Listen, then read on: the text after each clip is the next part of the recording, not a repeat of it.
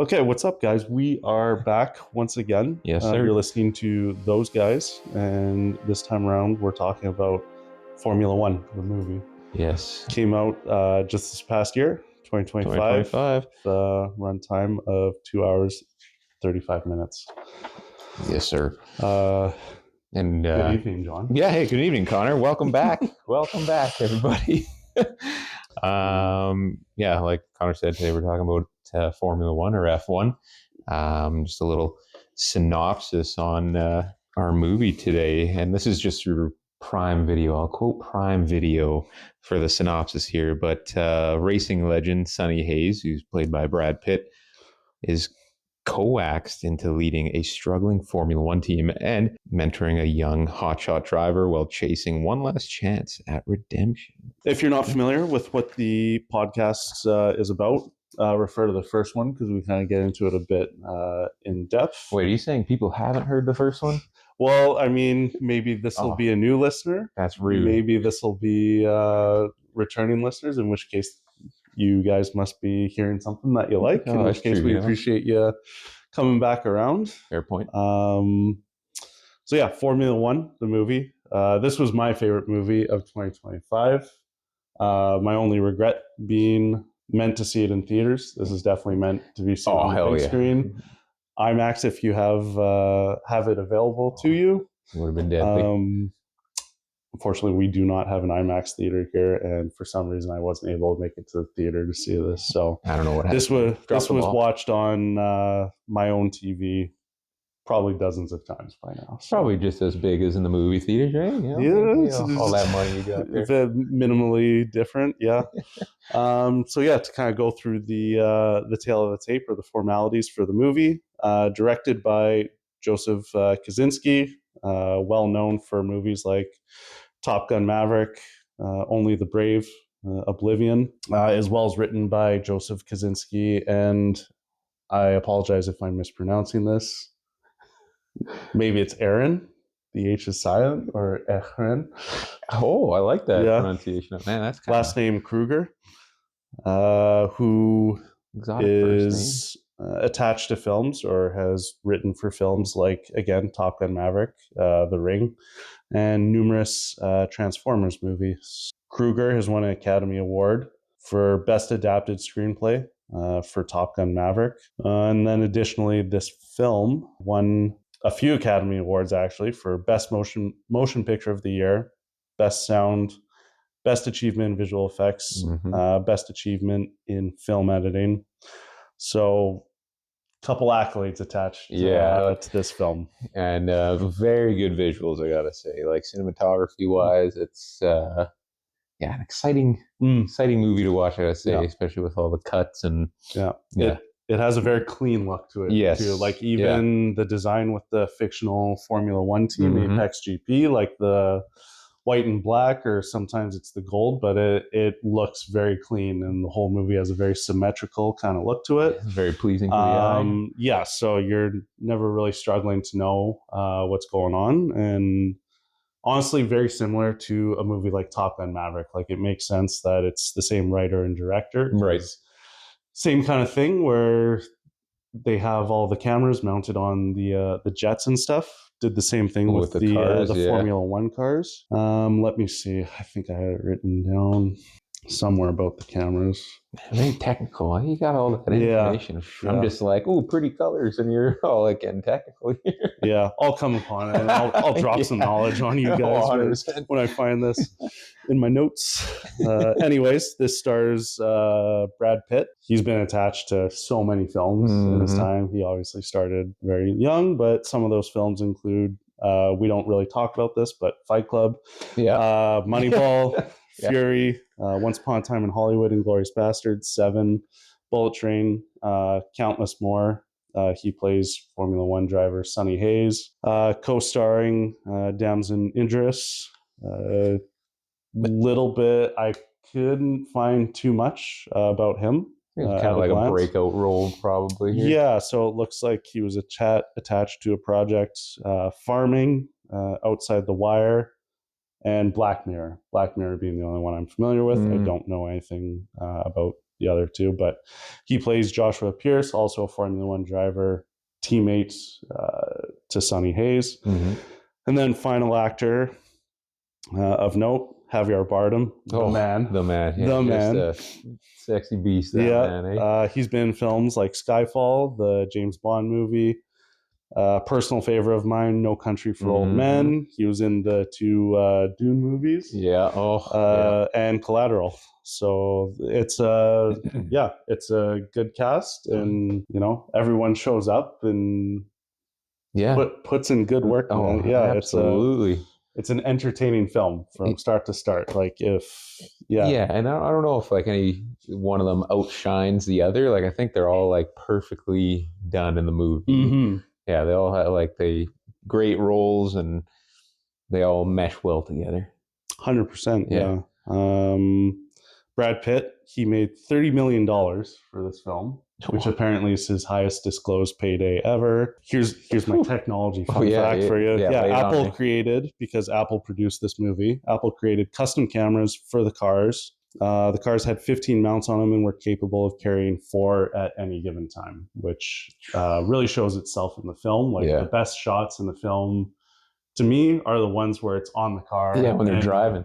Even if it's just looking at the driver, if it's doing those kind of really cool panning shots where the camera swivels around, rotates. You can feel the speed, you can feel the vibrations. It gets you involved. It lets you know how fast these freaking cars go, and it's intense. It gets you right in there. Lewis Hamilton, who's a Formula One driver, he is also a producer on this film and had quite a bit of input to make it as authentic and realistic as possible. Oh yeah, he has a called a cameo or whatever. He's in it. Same with some other drivers. You have what do you have? I think Lando Norris shows up in there. Max Verstappen. Honestly, a lot of them are in there. Yeah. Reason being, they filmed this film in sync with the 2023 and 2024 Formula One seasons. So they had the actual APXGP garage set up in the pit lanes. I think it was between Ferrari and another team. I can't remember what the other one was. Yeah. But actually set up there. So you have the crowds you see in the movie, those are real crowds for Formula One. The commentary, that's the actual commentary for Formula One. The drivers you see walking around and stuff, those are actual Formula One drivers. And it makes it just this really clean, immersive experience. And in a lot of ways, this was the case for me. And I think this probably applied to a lot of people and might apply to some of our viewers. A really easy and seamless introduction to Formula One as a sport. Right. It is, as much as it's fast cars, there are some very complex nuances. Maybe the rules can be a bit confusing. Yep. This movie introduces you to Formula One in a very easy to digest way, and definitely watching it through. So I watched it last night. I don't know when you watched it. I watched it this morning. Morning? Okay, yeah. So watching it, very seamless and non-forced storytelling. Yes. There's nothing that's too on the nose. There's not really any exposition. Everything is kind of being shown and demonstrated to you, from the obstacles the team are facing to introduces you to the various concepts that kind of go along with Formula One, which go hand in hand. So you come out of this movie knowing a lot more about Formula One. And does it cover everything? No, not necessarily. There's still some really, really little things, but nonetheless, this movie got me into Formula One. Yeah. So I mean, now I'm watching the season. Drive to Survive. Super into it, and that's been the case for a few other people I know. And if you find Formula One maybe intimidating, or you're not sure where to start with it, this movie is a really good first step. Yeah. It's entertaining, it's fun, it's easy to watch. If you like fast cars, this movie is going to give you fast cars. Oh, it's giving you fast cars. And back to your point about it being easy to get into, it's not overly technical. However, it still offers a glance at some of the technical sides where they're trying to get a car ready, perfect a car. To get every second out of it, and your airflow, your concepts and themes of like, oh, another team could put in a complaint. That's kind of like a spoiler, but a complaint about your car, and then it has to be reviewed by the FIA. Like it goes through a lot of themes and easy to get into, some technical aspect to it. But otherwise, easy to follow. Yeah, gives you a very small taste of the technologies involved. And some good drama along the way. It's a really good sports film, and maybe the best racing as far as automobile. Well, I'm trying to think. Like the last one I saw was that Gran Turismo. I didn't see that one. Yeah, so it was. I don't know. Yeah, I enjoyed that one, but to an extent. But this one is, I would say, above it. Like in every way, I would say. You think so? Okay. Yeah. Not to be rude to Gran Turismo. Like, it's a good brand. No, this movie definitely. Yeah, it sets the bar. You're watching it, and by the time you're done, I think it's pretty evident. Like, this is a special movie and a unique experience to sit down with, and very enjoyable for, I would say, like 90 to 95% of people. Yes. Took about 1 year negotiation for Apple to be allowed to use the real life Formula One teams in film during the actual seasons. Reason being, a lot of the teams were concerned that they would be portrayed as like antagonists or bad guys within the film, which apparently they had to be given formal or official assurances that would not be the case. And I think this film succeeds in this. It does it like very seldom does it actually focus on who the other drivers are. Only very like it does a little bit with Lewis Hamilton at the end. He kind of looks like an antagonist, but like maybe competition. Competition, like I don't know if he's like he's mean mugging Brad Pitt at the end. Giving him the 1,000-mile stare. Maybe, I don't know, but I think overall this movie accomplished that. Where it's very focused on the internal problems within the team. And the other teams, the other racers, that's almost your setting. That's your backdrop. And because in reality, like if you're familiar with how Formula One actually works and how it works as a whole over the season, is every Grand Prix, which is like every race, you acquire points for what position you place, and then it's all added up in totality at the end. So not that it gets too much into how APXGP does, but I know leading into this movie, most of the season is over, and I think they have like 9 races left, and they don't have a single point on the board. Yeah. And they win one race. During this thing, they have a bunch of DNFs due to collisions. Yeah, spoiler. Yeah. They have a few top 10 fans. So like in reality, like for an actual season, it's not the most amazing season you're going to see in Formula One. No, but still realistic for a team that's lower on the totem pole. 100%. And the movie's pretty clear on what the goal, what the objective, like it's not about winning the whole thing, proving to be the best ever. Like the problem is presented very early. Again, it doesn't waste any time. Rubén shows up in the laundromat. He goes, hey, I have a team. We haven't won like any races in however many years. And if we don't by the end of this season, then a sale gets forced. And it's incredibly likely that everyone on the team gets fired when it gets bought by another investor, and they clean house and they put. So this movie, as much as it's about winning, it has a very wholesome kind of motive behind it, or a very humane kind of motive. Like it's not about, it's about glory, but it's also about like, here are these good people, and let's make sure that, or try to save everyone's job essentially. And there's kind of like a little theme of like the underdog. Right? Everybody roots for the underdog. Estimated to have made 200 million at the box office. Again, very fast-paced movie. Although it runs for 2 hours 35 minutes, it doesn't feel like it. And the storytelling is very organic and not very forced. Starts the movie off. The opening scene there is kind of the ocean waves, and then kind of the flashback from Sonny driving kind of the older version of the Formula One car 10 years prior.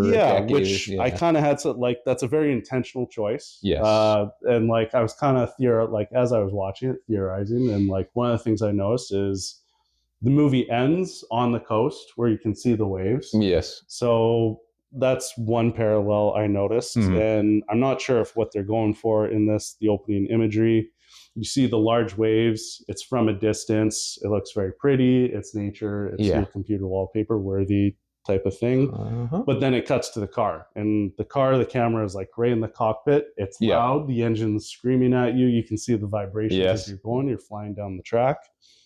And maybe it's kind of drawing a parallel there, right? Like if you're up close in that wave, like that wave is going to be very unforgiving, much like a Formula One race. If you're watching a Formula One race from a distance, it's very majestic and it's very clean and smooth to watch. And like, I like that. Very majestic. The moment you get in that Formula One car, it probably does not feel like that. No. In the few shots where it shows within the cockpit or behind the wheel, you can see it, like the shaking. You have a lot going on. There's a very limited field of view going on. And so that was kind of my interpretation of it. If people have other theories or maybe know the actual official reason what that is, feel free to chime in. That works for me. I didn't necessarily look at the wave so much as I did the visual of him in an old race. But the opening shows like a crash, and I think it's setting up foreshadowing at that point, at least before even watching it, of the protagonist being, I'll say protagonist, but there's not necessarily a hero in this or an enemy per se either. So I'll just say sets up Sonny being haunted by the past, and the movie is about him overcoming that to again become something great, or that redemption arc, healing from the past. And from my research, I'll call it, looking into that crash was from the Spanish Grand Prix in back in 1990. Inspired by, you mean? Inspired by that crash. And I believe the driver that Sonny Hayes is based on is that driver that was involved in that accident, who was Martin Donnelly, if I'm pronouncing that right. He was with Team Lotus and I think Team Arrows. But as you see in one of the earlier scenes after that, they're looking at a picture of Brad Pitt and Javier, sorry. Javier. Or Sonny and Rubén. Looking at them on a magazine cover. Was sponsored by Camel cigarettes, which is what Martin, he was sponsored by Camel cigarettes. So, all right. And during that crash, though, he was going approximately 283 kilometers an hour. And pretty quick. There's some suspension failure, and that's what caused the crash. So, anyways, that sets up the beginning of the movie. After the waves and the car opens to Sonny, he's in his van. He's racing at the 24 Hours of Daytona for Team Porsche. I believe this is what's referred to as a stock car race. This isn't a Formula One race. He drives for a portion. He switches out with a driver. Again, it sort of introduces the audience to a lot of information in a very non-forced way. Introduces Sonny as seems to be a superstitious or ritualistic individual. So he has the mismatched socks. He has the playing card that he doesn't look at when he puts it in his pocket. He does the little prayer before he gets into the car. So that's kind of always part of his routine. And then he kind of at one point deems it bad luck to touch the trophy. Right? So very kind of superstitious individual. And he has this pre-race ritual that he follows every time. And at one point in the movie, he realizes he doesn't have the card, and it leads to a pretty bad result, right? He's kind of thrown off. Additionally, introduces him as both a risk taker and sort of an aggressive driver. As he's driving in this race, he kind of bumps the driver from behind. He's going over the shoulders in the corners. He's very risky. His team strategist is kind of telling hey, you want to maybe pass on the straight stretch it? He's choosing to take the riskier option. He's driving very aggressively, not a materialistic individual. So it kind of shows his paycheck after that race. It's not very high. Not interested in the celebratory watch that they award. Says he's already got one. Not interested in the trophy. doesn't stick around for the awards ceremony. No, he's just none of that. He's on to the next thing. Yeah, he's there to race, and he's there to prove he's the best, and then lives in a van down by the river, pretty much. So yeah, that's just it. So then, Rubén finds him in the laundromat. He's looking at Baja again, looking for a new challenge, something else to prove himself with. Rubén's it seems like a former teammate. If looking at the magazine cover, they're in the same race suit. Yes. So I'm inclined to think they were teammates at some point. This is Rubén's Hail Mary, his ninth choice of a driver to come in and save the team, because his Formula One team that he owns is on the verge of being forced to be sold. Yes. And they're going to clean house. They just need one race win to overturn that legality. Yep. I don't know how accurate that is in the Formula One world. Yeah, that's a good question. Nonetheless, very simple premise, not cliche in any way. It's not like, we need to win this and be the best ever. It's like, okay, our back's against the wall. Yeah, there's a very specific reason that fits the world. Yeah. After that, transitions to maybe the most awesome IMAX opening scene I've ever seen in a movie, where they're at the track there. Yeah. I want to say it's in England. Like where they're testing, where Sonny's testing is. It's the same track for the British Grand Prix. I don't know if it looks like it's a practice they're doing. That shot there where it kind of starts from way out from the stadium and it zooms in, and then it goes side by side with the Formula One cars it's driving. Hans Zimmer's awesome score. He just kills it again. Yeah, follows it. That's shot with a helicopter. Like a helicopter starts from way out from the track and flies in and goes side by side with this Formula One. And it's a super cool sequence. I would imagine in an actual theater or IMAX, that would be dope. Yeah, you feel like you're going for a ride. Yeah. Again, a lot of organic storytelling is kind of accomplished, even in this opening scene. It kind of lays out what the issues are very quickly, shows the team dynamic. People aren't really communicating. No. I don't want to say they're not necessarily getting along, but maybe they're not on the same page, right? Yeah. There's some tension. Yeah. Pearce is doing his practice lap. He's experiencing some issues with the car. When he's talking to the lead engineer there, Kate. She's trying to figure out what's wrong with the car. He's more or less frustrated. He's not sure specifically what it is. He's kind of going either, both. I'm not sure. How do you not know what's wrong with this? Yeah. She's going, how come you can't tell me? Yeah, butting heads. Yeah. And that would be, I don't know, I wouldn't say common, but again, definitely something real. Yeah. Like it's not fake drama per se. Like this seems genuinely something that would happen. Yeah. Shows how large the Formula One teams are. Like it shows all the computers, shows the garage, shows how technologically advanced Formula One racing is now, right? And again, very comprehensible way as the car is driving. It's kind of cutting back and forth.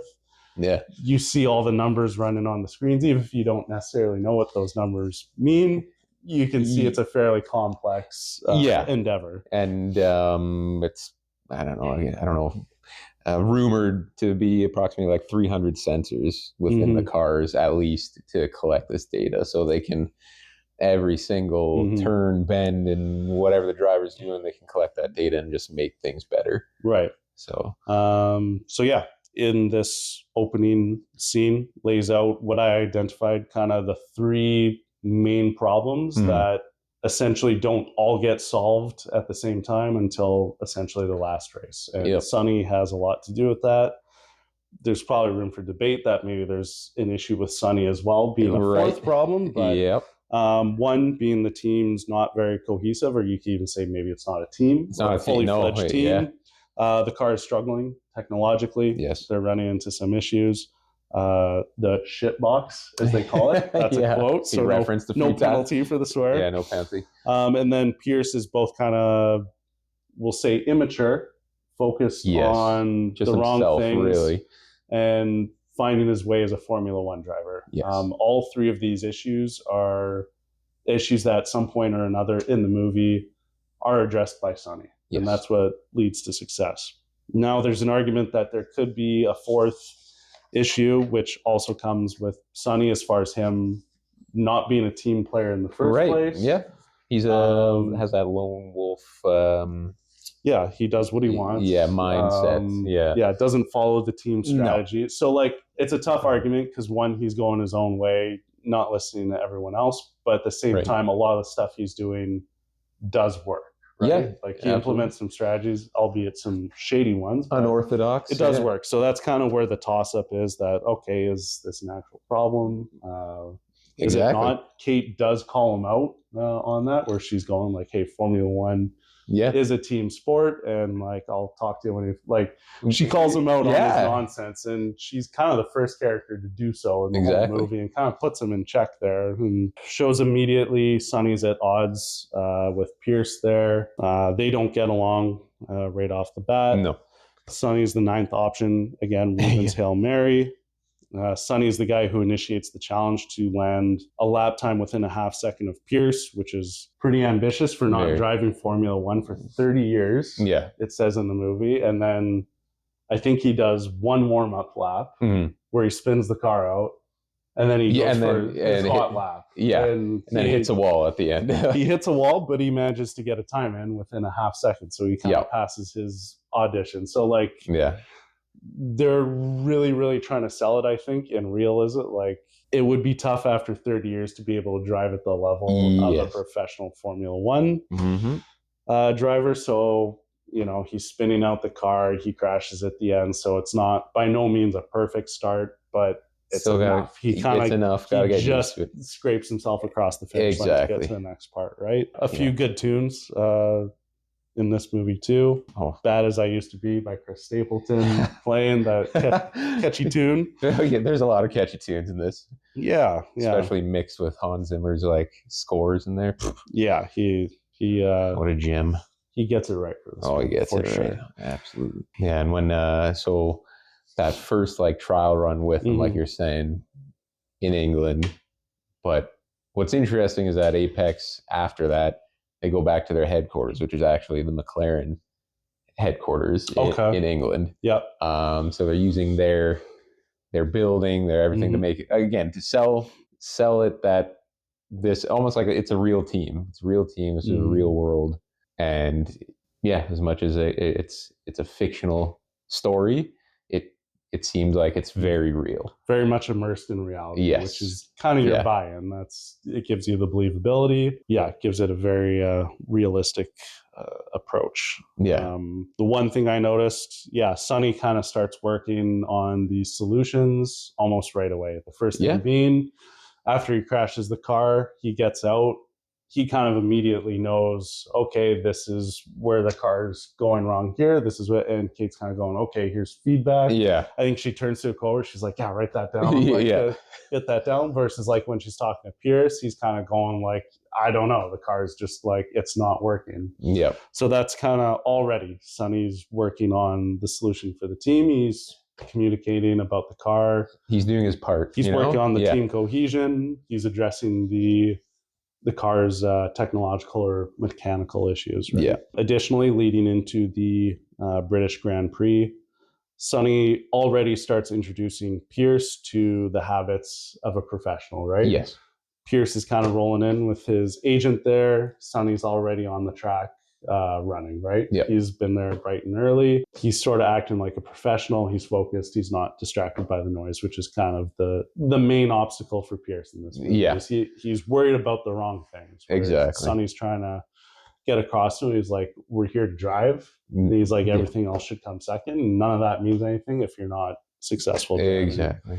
To circle back, because I kind of made a note, it just stood out to me, but the first press conference they do, and that freaking reporter, like low-key the worst reporter, like it adds like an interesting sort of comedic. The one he does the bet with? Objectively, you're looking at like goes on a string of both rhetorical and leading questions where he's essentially, again, I guess this is organic storytelling. Yeah. Like, it's explaining where Sonny's been the past 30 years or with his gambling problem and, you know, the few divorces and whatnot. And he goes through all these regrettable things. And he goes, oh, like you wish you'd done any of it different. It's like, what do you expect? And it's about Sonny's answer. He goes, you know, but nonetheless, and this reporter's kind of throughout the movie 2 or 3 times. And he's just doing the same thing where he's just It's just poking taking the a bear, dump on really. Sonny, right? Yeah. He's like, oh, demolition derby. Yeah. Like, what are we doing here? Like, are you trying to get kicked off the track? Yeah. And it's not very pushing buttons. That's for sure. Not a lot of journalism going on. I would say, but hey, isn't that what it is nowadays? He's getting you pushing buttons, poke the bear to get a response. Trying to get that clickbait. Yeah, exactly. Yeah. So the first race they do is the British Grand Prix. Mm-hmm. Again, it shows it's a real track, real drivers, real teams. So you're fully immersed. And if this movie is your first exposure to Formula One, then that's just another way. It almost makes it seamless if you get into actual Formula One, right? You're going, oh, like I've seen that driver, I've seen that driver, I know those cars, and I know those tracks. It's all very familiar. So it really helps that this is sort of grounded in reality. And if you use this as your launch pad or your stepping stone to get into the sport, there will be a lot of familiarity, which will make that introduction just a bit less abrasive. Pearce and Hayes start P19 and P20, indicating they didn't do too well in qualifying, right? They do a little time trial before the race. That determines where you start on the racetrack. On the racetrack, right? They got some work to do for sure, but they're still driving. And again, quote, shitbox. So it gets better. Yeah. Hayes' tricky tactics, actually very subtle storytelling. That's going to be a recurring theme for me through this podcast. It's just like I found a lot of things where they're relaying a lot of information to the audience, but again, it's not in a very on the nose kind of way. So they introduced the audience to the concept of tire temperatures and types of tires, which if you're new to Formula One, this is going to be a new concept. So Hayes' tricky tactics where he kind of pretends like he can't get the car started, but he's doing it on purpose so that warms up the tires and less time for the tires to cool off before the race starts. Right. And so that introduces your audience, because that is a recurring, I guess, point in the races is the various types of tires, and it plays right into the finale. Yes. Like right up until the end, pretty much. How the soft tires work, quality of tires, and how much it can affect a race. Because he does that, you're going, okay, Sonny's tires are warm now compared to the other drivers. How much of an effect does that have? Well, quite a bit, because he passes a ton of drivers within the first lap, right? And I mean, they actually, and it makes sense because of Formula One, but like it comes up actually so often. Like there's a lot to do with the tires in every race. I would even say it's like another character. Yeah, I mean it's should we give credit to soft, medium, hard tires? Introduces tire wear. The tires do wear out over time, and as such, your traction, your acceleration, your handling, it all suffers, right? Especially when the rain comes, right? Yeah. So introduces that because that is a relevant factor leading up to the finale and those final 4 laps they do. Like, again, this is all here very intentionally, and it isn't sort of shoved in your face. It's not a character giving you a tutorial through dialogue. No, it is being shown to you and demonstrated in a way that's very easy to understand. Yes. Sadly, the race ends in a double DNF for both cars. Not working as a team. Again, Sonny and Pearce are kind of racing for the spot of like position 19. Is that really worth driving for? Is Sonny in the right or wrong? Basically, Pearce is trying to get through because he has the fresher tires, and Sonny's essentially going, no. Like, I'm not letting you through. No, you're not giving up my spot. Fight for it.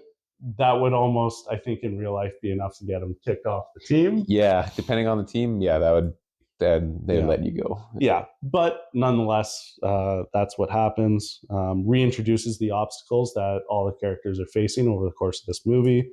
So the car is experiencing issues. Sonny mentions it's bouncing around in the dirty air, drafting off of cars in front of it.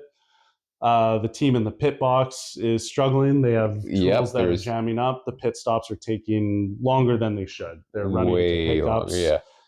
So that's the issue. And Pearce is essentially losing his temper on the whole team. And whatnot, right?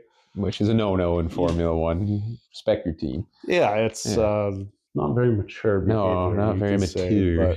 After the race there, again, Sonny starts addressing the issue of the car problems. He goes and he starts talking to Kate. Whether he steps out of line or not, I don't know how many drivers have much influence on the actual mechanical design of the car. I guess probably they would. They give feedback or whatnot. For sure, yeah. But essentially, he proposes this idea where he goes, okay, like, our car is not as good as the other cars, so we need to think about a different approach. And he proposes that they're built for better cornering, so that they can attack in the corners, and sacrifices, or it kind of just concedes the fact our car is not going to be as fast as the other cars, right? So he starts working on that problem right away, cues into a little bit of a training montage. Yes. Again, introduces the audience to sort of the physical requirements that are put on these Formula One drivers, because maybe you might not know otherwise, right? You're you got Pearce sprinting on the treadmill. He's got the VO2 max thing hooked up to his face. They're He's hooked up to like all the monitors, data. He's doing the reaction time thing on the board with the lights. Sonny's doing the old school with the tennis balls up in the wall. He's got the tennis balls in his hand. So again, introducing the audience to, you know, what's required of these Formula One drivers and how much physical exertion is involved and how ready they have to be. Like, it's a lifestyle, it's a full-time job. A lot is required of them. So goes into the Hungarian Grand Prix. This is their second race. Right. Sonny gets the puncture off the first corner. He immediately has to box. That pretty much takes you out of the race for the most part. Like, you're having on the timing, you're having to go in to get tires switched out when everyone else doesn't have that issue, and they get to keep driving. Get ahead of you. It essentially adds one more stop to your race, which is going to add, you know, anywhere from 20 to 30 seconds onto just your overall race time. Yeah. Which is a lifetime. It is. So basically, Sonny goes off on his own sort of strategy. Again, this is away from the team, but it's very much to kind of get Joshua farther up in the standings in the race. So he starts causing debris by, you know, accidentally, and I say accidentally in quotations, colliding with the other drivers. Yeah. What happens is the safety car comes out on the track. And basically what that does is all of the racers have to fall in line with this safety car. It slows down the race completely and gives Joshua the opportunity to essentially catch up to the pack. And it almost resets the race in a way, right? Versus if he was behind by, you know, 10, 15 seconds, whatever, that's essentially rendered null. And he's back in it, right? So that happens 3 times total. Yeah, he does it over the race, and it lands Pearce 10th place, and that's the first time that they have won points. They get 1 point. Yeah. So it's a win in a way for the team. Yeah, it's not first, so nobody is essentially. It's like a little beam of light. It's a ray of hope, but it is also amongst like. It's through a pretty cheeky and sort of like, it's like, okay, are we really going to win a race through all this little shady tactics? Yeah. So that starts happening. The car isn't there. Everyone's pretty clear on that. But now Sonny's he's doing everything he can to get the team to a W, right? Yes. Goes to the next race, Italian Grand Prix. This is the third race. You're starting to see the team building happening, right? Sonny's running with the 2 team members there. They're sort of exchanging barbs. You're seeing the beginning of that good team growth. Yeah, this cohesive team, or you can even go as far as say a family, them doing this team building exercise running, right? Yeah. Again, reverts to sort of his tactics there where he's using debris to pull out the safety car so that this time around, it's so that Sonny's changing his tires. It slows down the pack while he's getting those tires changed so that he doesn't really lose any time in the race. And he can sort of stay in it, and he doesn't really lose any time from having to get new tires. So, and then finally uses that to come out in front of Verstappen, who's, I guess, winning the race. Yeah. And this is when he's pushing Pearce ahead. He's trying to get Pearce the race win. That's what he says in briefing. And then it starts raining. That's just it. Yeah. So he comes out of the box. He's not ahead of Verstappen in position, but he's ahead of him, I guess, physically, you could say, right? Yeah. And so as long as he's in front of him, he can stay in front of him for a bit. He can race. It slows Verstappen down so that Pearce can catch up. Right. Pearce does a little slingshot. Yeah. Shake and bake. Shake and bake, baby. Passes Hayes. Pearce, again, he's kind of gaining maturity as a driver. Mm-hmm. He pushes the pass too soon. Yeah, when he's told to just hold out until after this is when you're passing. Pearce gets impatient. Unfortunately, it costs him. Yeah. He hits the corner going at high speed. Again, it's raining. Yeah. Minimal traction. Huge accident, which apparently was filmed practically. So that's a real car that they flew through the air. Sorted into. I assume nobody was in the car. And it essentially ends with Pearce. He's okay, but he has some injuries to his hands. He's sidelined for, I believe it's like 3 or 4 races throughout the movies, which is in a way a temporary solution to one of the 3 core problems, right? One of the 3 core problems is kind of Pearce finding his way and kind of being a little bit maybe self-serving or arrogant or whatever. Now he's kind of out of the picture. But it's not solving the problem. No. It's just it's pushing the problem to the side. Mm-hmm. And then the problem kind of comes back.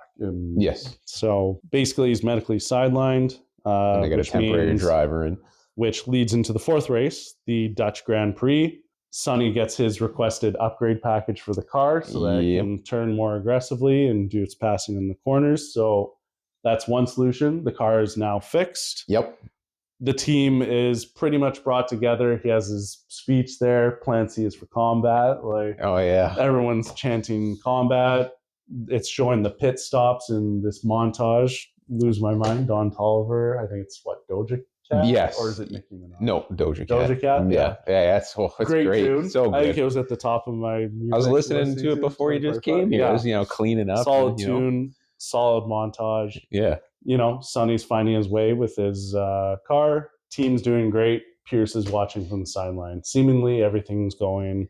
I had hoped when everybody was chanting, he was like, he had to start chanting too, but then he didn't. He just salty. Well, it kind of dawned on me that one of the things that could be happening, which Pearce might be a little bit justified in being salty about, is, okay, so this team is now doing better. They're putting in over top 10 finishes. So we'll say hypothetically, if they keep on that trajectory, even if they don't win a race, APXGP gets bought by another investor, right? Right. Investor goes, okay, maybe I don't have to fire everyone because they're now finding their way. Yeah. And what's the common denominator in that? Pearce is now gone. So maybe Pearce is the guy who gets cut out. That's fair. Pearce is watching from the sidelines as the new guy kind of takes over his team. Well, and the agent is on his scooter telling him to be a man. So there's going to be some salt there. Well, and then his agent actually suggests that idea too. Like maybe he's doing all this to. Yeah, he's a saboteur. Yeah. Anyways, great montage. Goes through a few races. So it's the Dutch Grand Prix, the Japanese Grand Prix, and then the Mexico City Grand Prix. Right. And basically, Sonny's moving his way up or placing better each time. So he goes from 9th, 7th, 5th. Right. So top 5 finish. So they're moving in a positive direction. And then so Pearce actually, he comes back, what is it, in the Las Vegas Grand Prix? It's the Belgian Grand Prix. Oh, Belgian, okay. The 7th race since Sonny has joined the team. Right, okay. It's Pearce's first race back. Essentially, now one of the 3 core problems is reintroduced. Right. Pearce and his inability, I guess, to get along. He causes Sonny to crash there. Right. Yep. Again, he's very much looking out for himself. Yeah. And at the end of the race, Pearce is all like happy and excited, essentially that he screwed over Sonny. Mm-hmm. But then Sonny, confronts him, and he's like, he doesn't care, like if it's just picking on Sonny, but it's like you're screwing over the team, and Rubén, especially Rubén. Like that's it's a nice piece in the movie, at least for me, kind of the friendship between Sonny and Rubén. Oh yeah, it's great. Even though it's not necessarily like it's the whole movie isn't a buddy cop thing. Like, there's very few scenes where Sonny and Rubén are actually together. Yeah, but the scenes where they're very chummy. There's clearly history. Yeah. And they're both clearly very loyal to each other. Right. 100%. They have the utmost confidence in each other, which is just kind of it's a nice little. It's a nice touch. It's cool. I like it. It kind of shows like, they're still really close friends, but there's also the business side stuff, And maybe a little bit of foreshadowing for what Sonny and Pearce could kind of, or what they become by the end of it. Exactly. So anyways, the teammate problem gets reintroduced, which actually gets addressed by Kate with their little poker scene. Yep. They find some common ground. They get to sort of address a couple of the elephants in the room. Yeah. They hash it out. Shortly after that, you start seeing Pearce. He starts changing things, right? He goes to a club. He's there for however long, and he goes, you know what? I'm going to bounce. Yeah. I got a race tomorrow. He's like, this isn't really my thing anymore, right? You start seeing those changes in Pearce, and leads into a little bit of a love scene, which I was kind of going back and forth whether that was really necessary, because it kind of comes a bit later. It comes later because I was expected to happen sooner, but I want to say they're showing. So Kate, what are they saying? She's like the first female lead in Formula One, like tech lead or mechanic. Yeah, there's an actual position. Yeah, like her position's like the first female to have that position in Formula One. So it shows that she can stand her ground. She's not just going to be walked over and stuff. So not just a pretty face. Not like a pretty capable face. Very capable. Yeah. And maybe that's the team technical director. Yeah. That is what she is referred to as, and her official title. Maybe that's one of the factors in why it took so long. I was almost hoping it's like, oh, don't do it. You don't need it. Because that's one of my issues with in Gran Turismo. It's like there's too much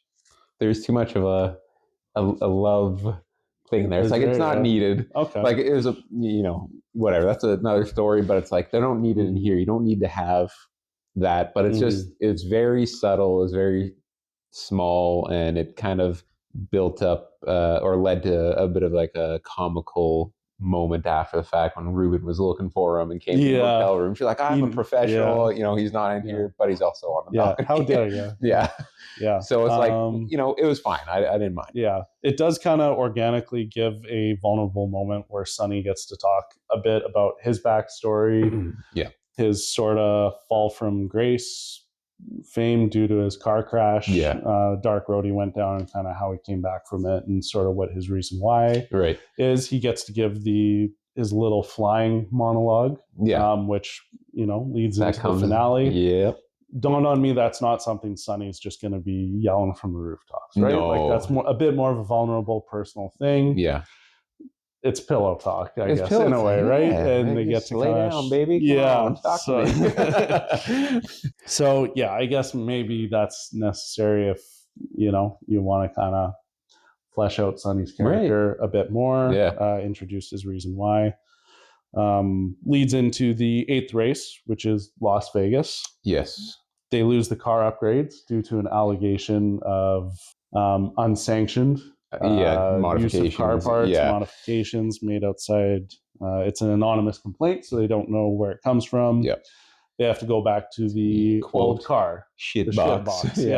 So now that the Joshua thing is figured out, the team cohesion thing is figured out, now the car is gone. And essentially, Sonny loses his temper during the race. And he's driving angry. He throws his car in qualifying mode, which pretty much puts a lot of demand on the battery. And he essentially runs it dry. And he has this huge crash out there.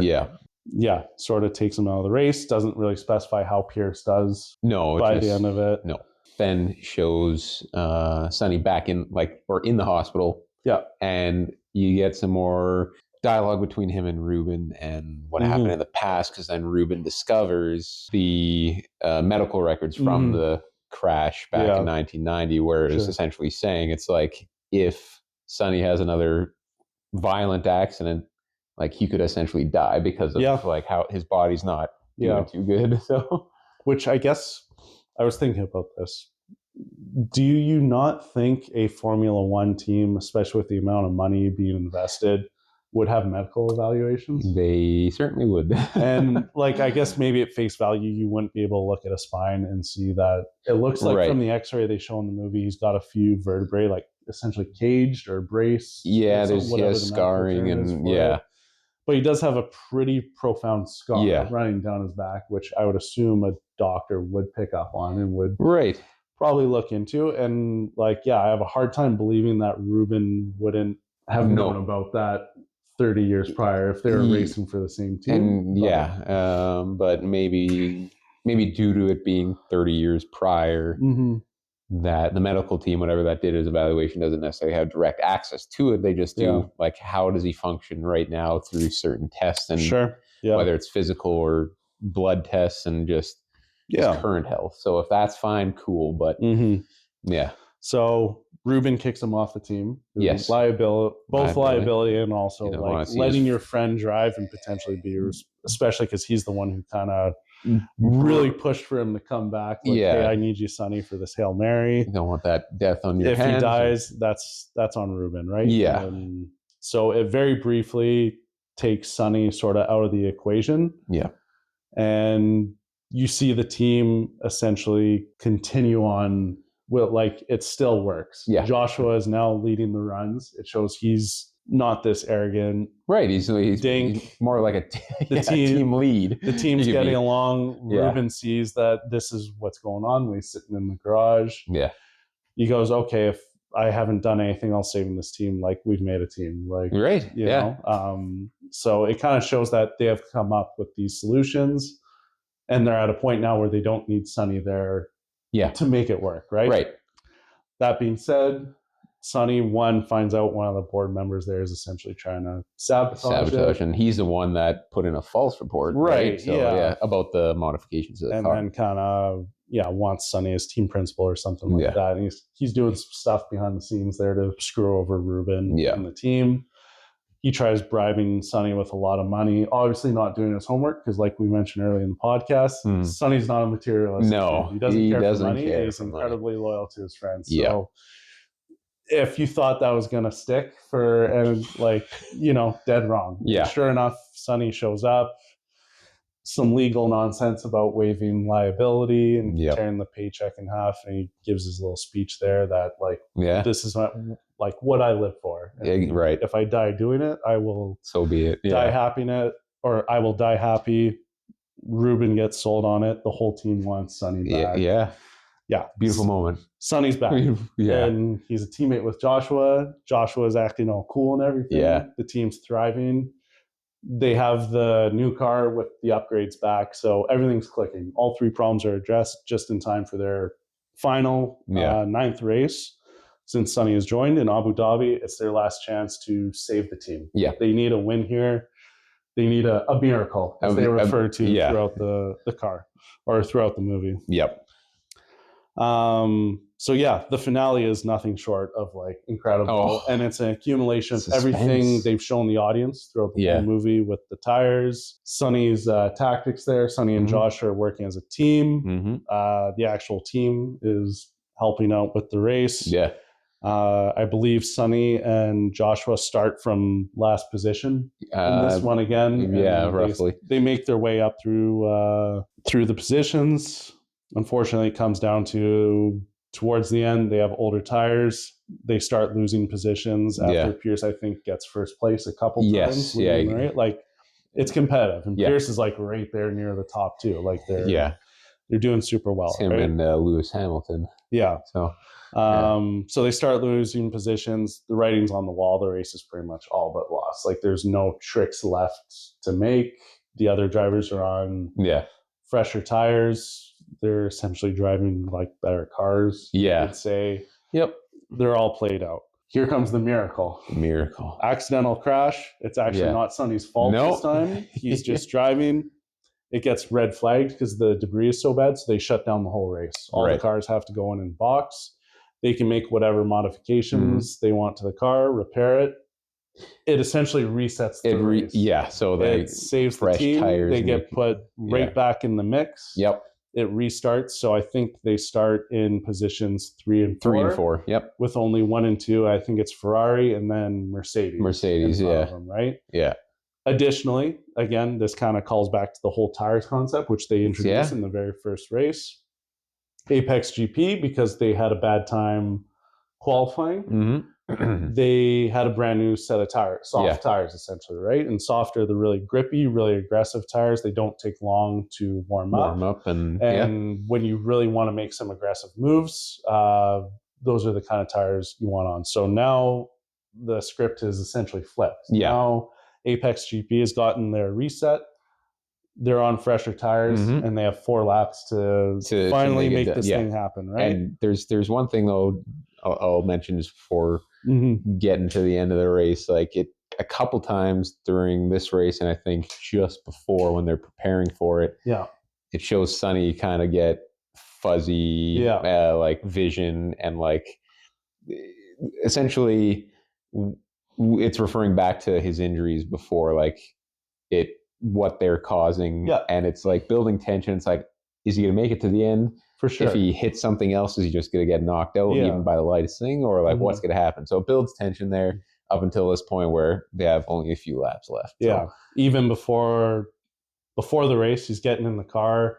He can barely. He's wincing. He's kind of struggling. He's hurting. Yeah. He's trying to hide it. And then even when they red flag the race, and they're coming over to let him out so he can stretch his leg, he's like, goes, no, I'm good. And it's probably because he's like, if I get out of this, I'm not getting back in. I don't know if I can get back in. I don't know what's going to happen. So he's like, just leave me in the car, and that way I don't have to hide anything. And it looks like Kate's really the only person who notices this, right? So it leads into the finale. Josh and Sonny, they're working as a team.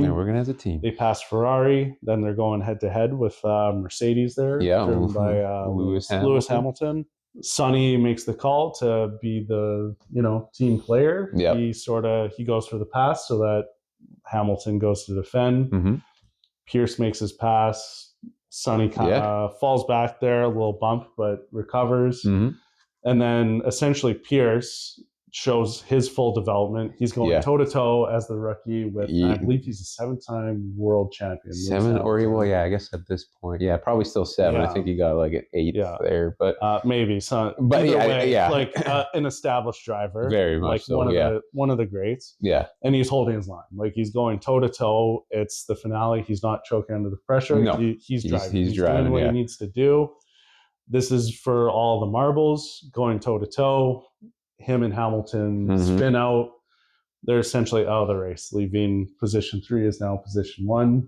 Sonny Hayes. And it, again, just going back to Pearce, it shows his character development that he's not necessarily mad that he's out. He's just like, where's Sonny? Like, is Sonny making it? Like, what's going on with Sonny? And even before he crashes, he's going, can Sonny finish the race? Like it's like, and they're going, like he's good, but like, like that's crazy. And then after he crashes, he's going, like go on, Sonny, like do your thing. So much encouragement. Like that's what a ways he's come from. 100%, And then Sonny kind of gets his flying lap, so to speak, right? And as far as I could tell, the only time they use the camera angle where it's like right on the front of the car, kind of down on the road to really show the speed and the track, and everything's drowned out. They're saying, do they have the car? And Rubén goes, we have the driver. And, all the noise gets drowned out, and it's just Sonny driving. And they essentially show the whole lap. And he's flying. Everything is drowned out. He finishes his lap there. He does still have people chasing him behind there, but he makes it across the finish line. He wins the whole thing. He gets his redemption arc. APXGP is saved. The saboteur there from the Horde. He sticks it to him. Absolutely. He's essentially eliminated from the picture. And then Sonny, he dips. He goes, okay, on to the next thing. He even tells Kate, like, I'm leaving. She's like, oh, like, is there anything better than this? And she's talking about Formula One, but she's also talking about them. He's like, which is kind of like, oh, come on. He just sort of brushes it off. He's like, I'll see you down the road kind of thing. But he's like, no, I'm going. And that's it. And again, doesn't touch the trophy. He gives it to Rubén. They scream, they're the best in the world. And it's essentially your happy ending. Huge celebration. And ends with Sonny driving up to the Baja 1000 there, and, Mexico. Not about the money. And they go, what is it about? And then ends with what's it worth, Yeah, it's about the driving. Yeah, he's and there then to he's drive. just He's there to giggling. win, and he's driving the Baja truck across Yeah. the desert. You got a little Ed Sheeran blast in the background. The credits roll. Finish the movie, and all in all, you're probably walking out of the theater or turning off the movie with a smile on your face. Because and driving fast home, that's just it. Yeah, yeah. That's the movie in conclusion. There, Like it's fast cars, man. It's fun. fast car. Like, what can you not like about fast cars? To me, it has a little bit of like it has a Top Gun vibe to it. Yeah, like some just the speed and you have your arrogant driver / pilot kind of thing. You have this sort of gaining maturity theme to it. You have this working as a team. There's a lot of lessons learned by the characters involved. So it makes a lot of sense both on a storytelling and a filmmaking aspect, right? Like technologically. The way they have cameras on the jets, they have cameras on the cars. It's really pushing the boundary for what's possible for great films. So if you like fast cars, if you even like sports movies, if you like Top Gun, it's a summer blockbuster. Oh, big time, yeah, through and through. Apparently, they are talking about making another one. I'll be tuning in. Oh yeah, we'll be making sure we go to the theater for. Yeah, we'll do the podcast from the theater. We'll rent it out and just do it right there. A live reaction. Yeah, for sure. Yeah. We'll wear our race suits and everything. Oh, big time. Yeah. Oh yeah. All right. So for kind of the wrap up, we do favorite quote, favorite performance, right, and favorite scene. Yeah, and then pitching, and then pitch a sequel or Okay. Yeah, I'll let you lead. Lead with the first one there. So for me, my favorite performance is Javier. Come on now, okay. As Rubén, I thought he was a very, charming. Very charming. He can just character. like stand still and he's charming. He doesn't have to say thing. He has presence on screen for a character he's not even one of the drivers for this specific problem. What is the new age term? Aura. He's got aura. Aura, presence.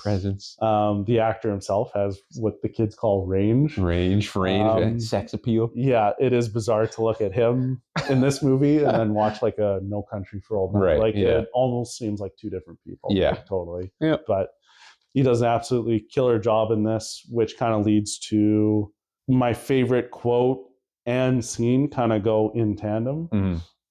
It's the final lap that Sonny gets to do. I think that is done so well. Where commentary is going, okay, like, do they have the car? And Rubén's there with the utmost confidence in his friend, his former teammate, his Hail Mary. He goes, we have the driver. He's like, this is it. It's not the car, it's the driver. Our guy isn't screwing this up. So that is my favorite quote. We have the driver. And then, that's my favorite scene. Like the camera angle that they use for that. Where you can just see the track and it's fine idea.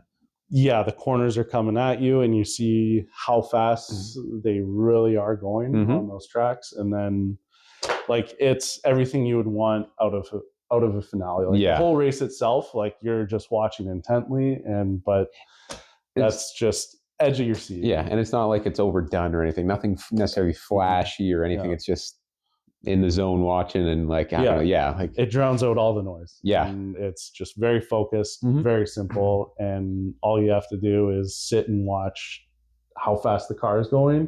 And how dialed in Sonny Hayes is. Exactly. How appalled everyone else is. Especially how dialed in he is, right? Especially showing the guy that screwed them all over and is trying to like get the team to be sold, right? 100%, and then for pitching, I don't even know how I would pitch a sequel. Just be like a second season. It would be really tough to bring Sonny back without like doing the same story over again. With Rubén saying, hey, I need a favor again. So maybe I'll flip the script here. Like this would be tough to make, but like a prequel series about Sonny and Rubén when they were drivers together. A lot of things would have to happen to not like they make reference to Monaco a bunch of times, which is a racetrack in the Formula One season. Sonny frequently refers to it where he goes, revenge for Monaco. Yeah. I want to know what So happened. what's the in story? Monaco. Yeah. They never elaborate on it. Right. I want to know what happened between Sonny Yeah. and Rubén in Monaco. I want to, because they have good chemistry, which kind of leads to the obstacle, right? Yeah. Because this is supposed to have taken place 30 years ago. Right. You got to have some seriously good de-aging technology for a whole film, which is going to be for the whole film, exactly. expensive as hell. Very much and so. very hard. So the odds that they ever actually like make that happen, very slim. It would probably be more likely that they recast them. Yeah. Use younger actors, but then it's not Brad Pitt and Javier Bardem. So like it's not the same. Lose interest, right? Yeah, exactly. So that is my pitch, but that is like a 1% in a perfect world. Yeah, like I feel almost, it'd be hard to do a sequel. You'd either do a prequel or like another story within the world. So it's like maybe 2 stories side by side. You have Sonny doing the Baja 1000, which is a common, theme that comes up in here, but also Pearce or Joshua helping to develop the team even further. And it's just like a completely different story, and it's just showing, where they're both headed. Like, I don't know. All right, your turn, my friend. Oh wow, see, well, okay, so I don't have much different than like, especially for like Rubén, like gem, like the aura and range. Yeah, the scene, like favorite scene, it would be again the end, and I don't mean to, like, I'm not just picking the same as you for the sake of it. Like it's like, I just feel it's the same for me because of, again, the suspense that's building, the tension, the visuals, like the audio, like everything just come together, and you're like, is this gonna happen? It's like, what's and again, you don't necessarily know if he's gonna win or not. Like it's still unknown up until the end, because it's not one of those. It never felt like one of those stories where it's like, oh yeah, the team, it's gonna be the best team when it ends, right? No. Errors could still happen up until the end. So, and the quote, I kind of like it right at the end, the question that's asked when he's for the Baja 100, where he's like, oh, we don't pay much. And he's like, oh, I'm not doing it for the money. Yeah. And the guy asked, like, what's it worth? I think that's the quote. Or what's it about? What's it worth? I think that's the favorite, because like you can apply that to like anything. Right. Yeah. So like why anyone does anything they do, or whether, you go into your 9-to-5 job or your shift work, or why do you do it? Like, what's it worth to you? What's it about? Right. So is a 9-to-5 job not about money, though? Well, maybe. Maybe like what passion? Passion. Yeah. What if you like to stock shelves? What if you like to write on paper as a lawyer? What if you, like to do construction? The Sonny Hayes of stock. Exactly. Like the forklift in the warehouse. Yeah. So. Yeah. But yeah, so that's and a sequel, that's a very tough one. Like, I don't know how you would necessarily do that other than like a prequel, like you said, or just completely different story, but in the same world. So I guess we will find out. We will, exactly is going to be. Either way, no matter what they do, I'll tune in to watch it, even if it's just to watch cars go fast. Yeah. Like, I mean, I want to drive one myself. Yeah. I want to be in the car. I probably wouldn't fit, but my personality is a little too big. We'll say my personality in quotes. I'd make it work. Yeah. I would make it work. Yeah, that would be a problem. Yeah, we'll go for runs around the track. 100%. Yeah. Totally. Yeah. But yeah, definitely. And I mean, more Formula One to come. Like Drive to Survive just had their 8th season. We like to watch. They have a few on Netflix now. Yeah. At the time of this filming, they just started the 2026 season, so lot to be excited about there. So if you're listening and thinking about getting into it, you're right at the start of the season. Yeah. So yeah, good time to get into it. And absolutely. Yeah. You'll see some familiar faces that you saw in the movie. Yeah, so, Connor and I might be in the crowd, so you'll see us in Formula One, the second one there. Yeah, you won't be seeing us in the cars, though. No, unfortunately, sadly. But and maybe some of the pit crew. Yeah, something like that. Yeah. Any final thoughts before we close this out? Before we wrap up our race? Yeah. I like that. That was a good one. Yeah. Oh, geez. Caught me off guard. I don't know. Quality Great movie. It's a summer blockbuster. Yeah. If I said it before, but if you like big finales, big stakes, fast-moving cars. Brad Pitt. Again, Javier, Bardem is a gem. I think this is the kind of movie that for a new actor like Damson Idris there probably projects you into a different kind of stratosphere. Like this was a very popular, very successful movie. Very much so. I'm sure he's getting a lot of phone calls at this point. I'm sure when they do the second one, Brad Pitt's not going to have any hesitation to do it. I won't have any hesitation to buy a movie ticket. No, we're going to the theater. Yeah, theater. Yeah. So yeah, if you've seen it before and you have thoughts, opinions, or anything that maybe we botched, please feel free to leave in the comments. And if you haven't seen it, I would wholeheartedly recommend that you do see it. And hopefully, this podcast has gotten you hyped to go out for a lap. So. With no further thoughts, again, thank you for listening. Thank you, guys. Don't forget to hit that like and subscribe button, and we'll catch you for the next one. See you later. See you later, everybody.